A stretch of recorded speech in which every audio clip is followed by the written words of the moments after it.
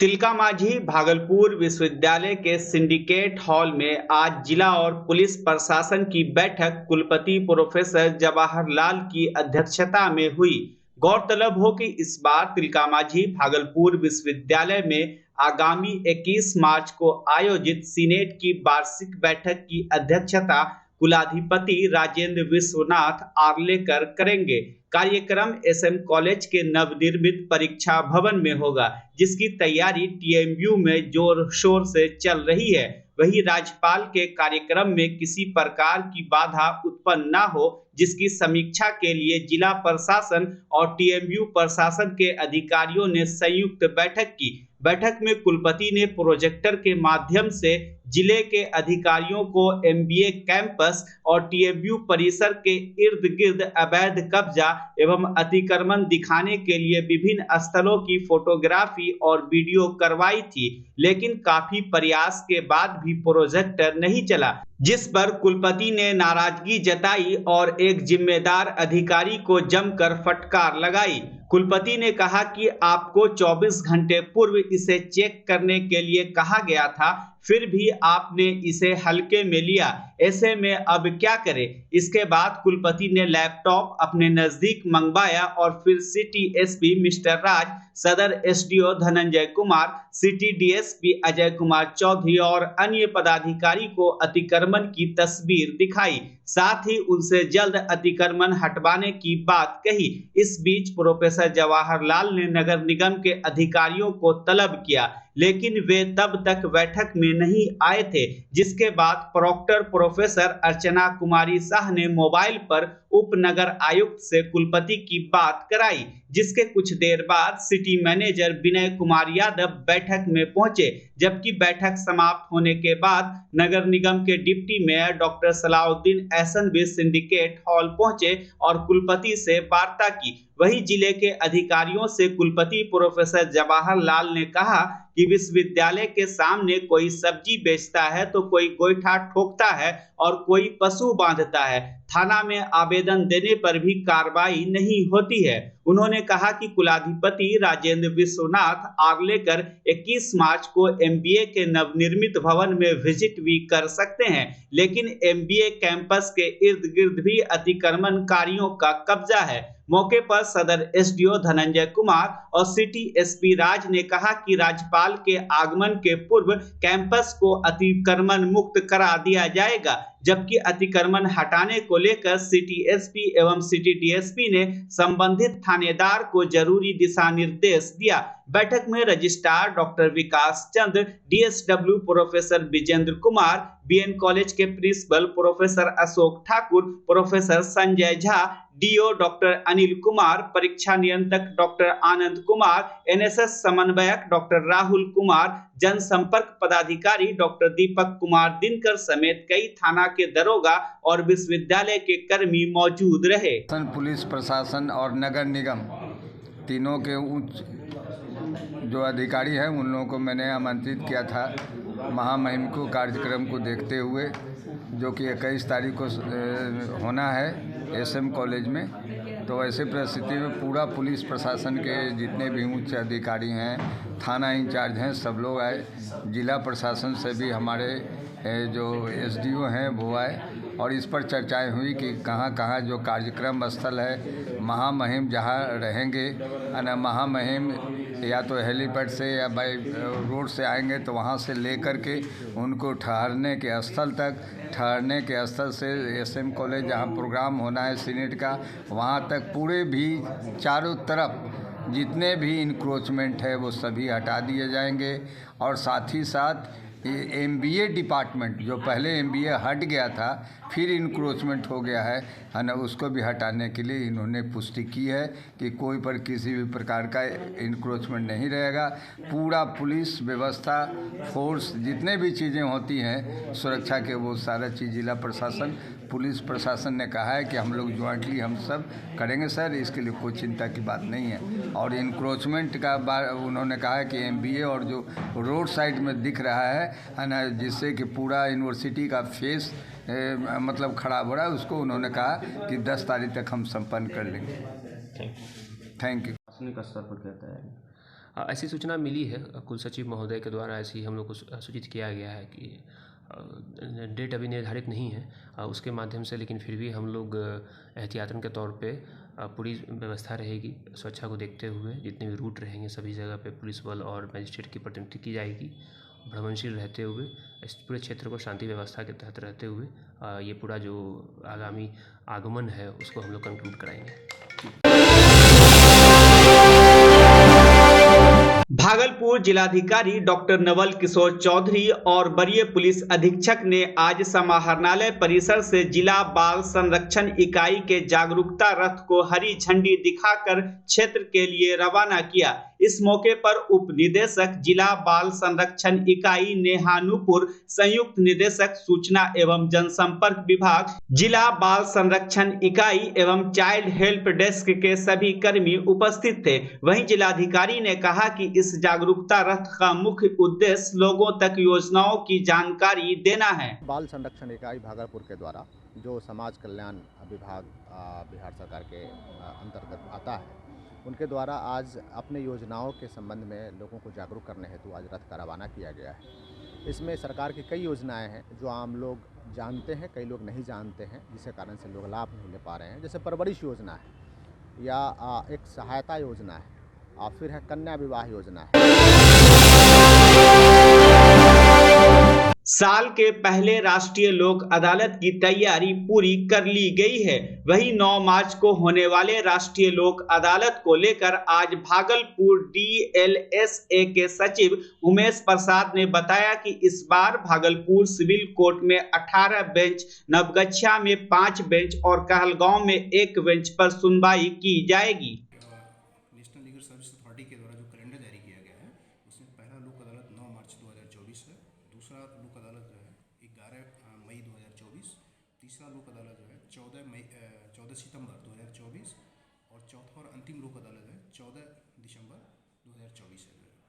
और नालसा के डायरेक्शन में चलने वाला एक नेशनल लोक अदालत जो भागलपुर में 9 मार्च को किया जा रहा है, इसमें टोटल 24 बेंच का गठन किया गया है, जिसमें जो है 18 बेंचेज जो है भागलपुर में है, 5 बेंच जो है नवगछिया कोर्ट में है, सब डिवीजन कोर्ट में, और कहलगांव में 1 बेंच का गठन किया गया है। और इस लोक अदालत के लिए हम लोग जो टोटल जो है बैंक के जो केसेज हैं वो लगभग 31,000 बैंक के केसेस को आइडेंटिफाई किया गया है, जिसमें कंप्रोमाइज़ होने की संभावना है जो है। और कोर्ट में जो है 9,375 केसेस को आइडेंटिफाई किया गया था जो है, जिसमें 75,000 केसेस में जो है ये नोटिस इशू किया गया है। और ये नियर अबाउट लगभग 25,000 जो है पक्षकारों को नोटिस इशू किया गया है इस लोक अदालत के लिए जो है। बैंक के द्वारा 31,000 नोटिस इशू किए जा चुके हैं। और इस काम में जो है कि हमारे पैरालीगल वॉलंटियर्स इसमें लगे हुए हैं, थाने के प्रभारी भी लगे हुए हैं जो है। प्रशासन की तरफ से हम लोगों को पूरा सहयोग मिल रहा है, प्रशासन के द्वारा भी जो है अपने स्तर पर प्रचार प्रसार कार्यक्रम कराया जा रहा है जो है। और इस बार पहली बार जो है ग्राम कचहरी के मामले को भी इसमें लिया जा रहा है।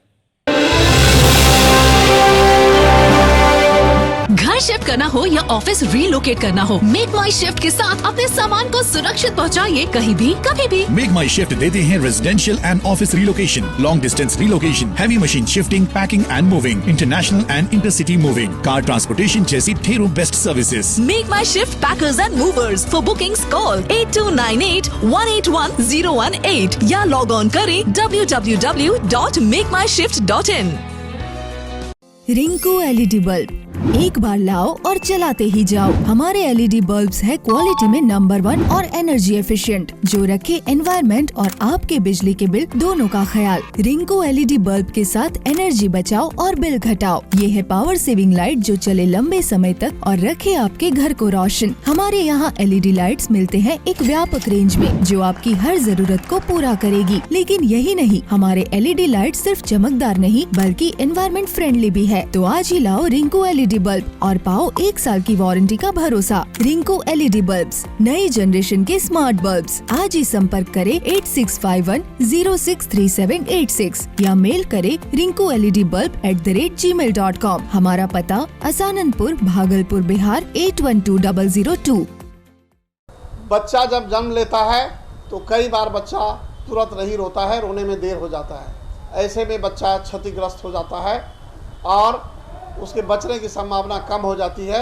और यदि बच्चा तो भविष्य में उसमें विकलांगता की समस्या आती है, जिसे सीपी कहते हैं, जिसका कोई माकूल इलाज नहीं है और ज़िंदगी भर बच्चा विकलांगता से जूझ सकता है। ऐसे में पूरे संसार में कूलिंग थेरेपी का सहारा लिया जाता है। जन्म से ठीक 6 घंटा के अंदर यदि उसको कूलिंग थेरेपी दिया जाए तो उससे उसका सीपी की समस्या कम होती है और बचने की भी संभावना बढ़ती है। पहली बार बिहार झारखंड में आपके शहर के स्नेह नवजात शिशु बाल सेवा केंद्र में यह मशीन उपलब्ध है। कभी भी ऐसी बात हो कि बच्चा रोने में विलम्ब हो गया तो आप स्नेह नवजात शिशु बाल सेवा केंद्र में जरूर संपर्क करें।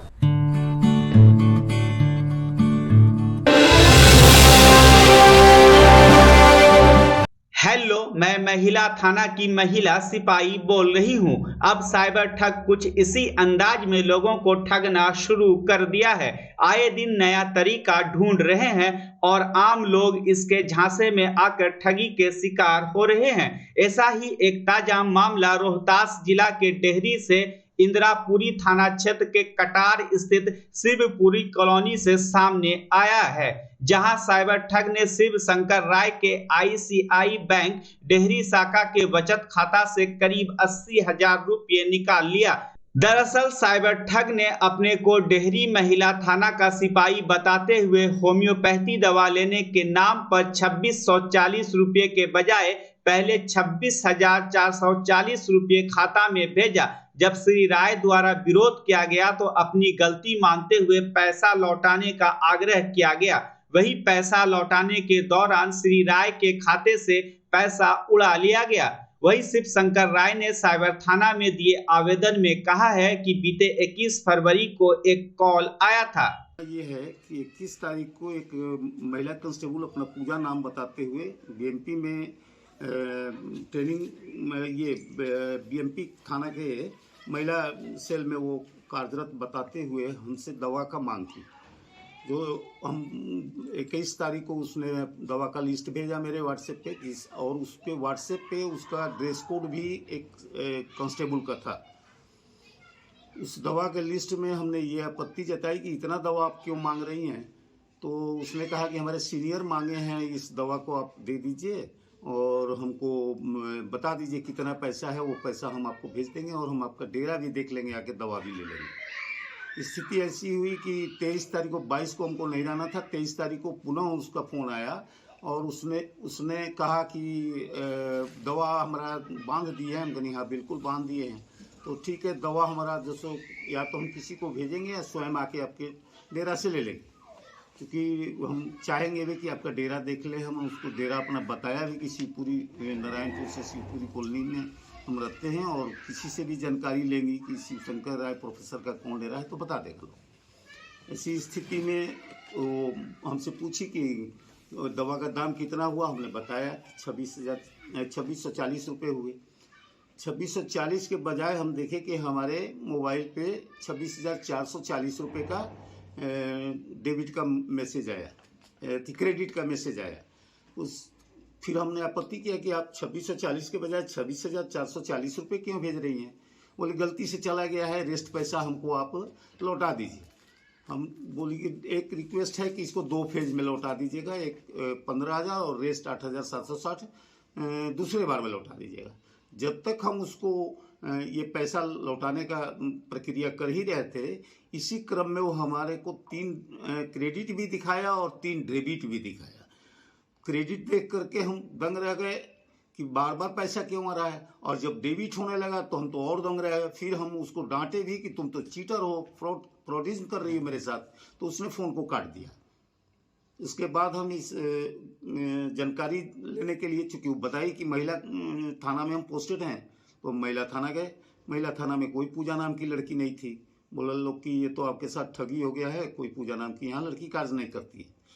फिर हम चले गए, जानकारी उन्हीं ने दिया ही कि आप ऐसा कीजिए, इस घटना को साइबर सेल पटना को सूचित कर दीजिए। DP यहाँ हमने DSP मैम को भी दिखाया, स्वीटी जी को, तो आश्चर्य कर रही थी कि बताइए। और सारा मैसेज भी, जो मैसेज हमको दी थी कि इस नंबर पर पैसा भेज दीजिए जो मुस्तकीम के नाम है, हमारा नंबर जो पेटीएम में नहीं है, तो मुस्तकीम पर हमने आपत्ति भी किया तो नहीं कोई दिक्कत नहीं, इसी नंबर पर भेज दीजिए।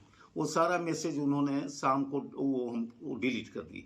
फिर उस नंबर पर हम कॉल किए तो फ़ोन उठाई, लेकिन कोई बात नहीं की, सिर्फ वहाँ उधर से हल्ला ही आ रहा था। बाद में वो रात में नंबर अपना बंद कर दी।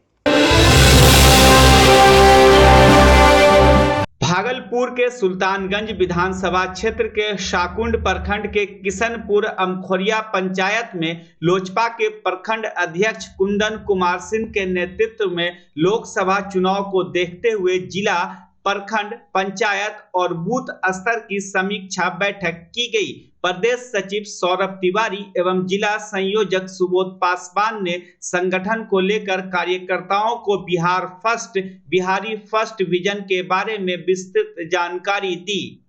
एक बूथ 10 यूथ और वो 10 यूथ जो है अनेकों यूथ को जोड़ने का काम करेगी।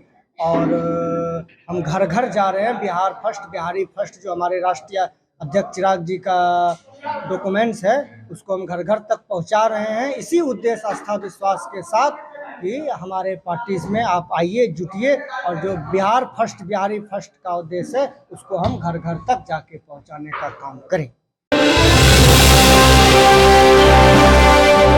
इस बार 8 मार्च को महाशिवरात्रि मनाई जाएगी। इसको लेकर शहर और ग्रामीण इलाकों में स्थित शिवालयों में तैयारी जोरों शोरों से की जा रही है। बाबा मनसकामना नाथ मंदिर, बाबा भूतनाथ मंदिर, बाबा बैरागी महादेव मंदिर, शिव शक्ति मंदिर सहित सभी शिवालयों में तैयारी जोरों पर चल रही है। मंदिरों में रंग रोगन के काम के साथ साथ साफ सफाई का भी काम अंतिम चरण पर है।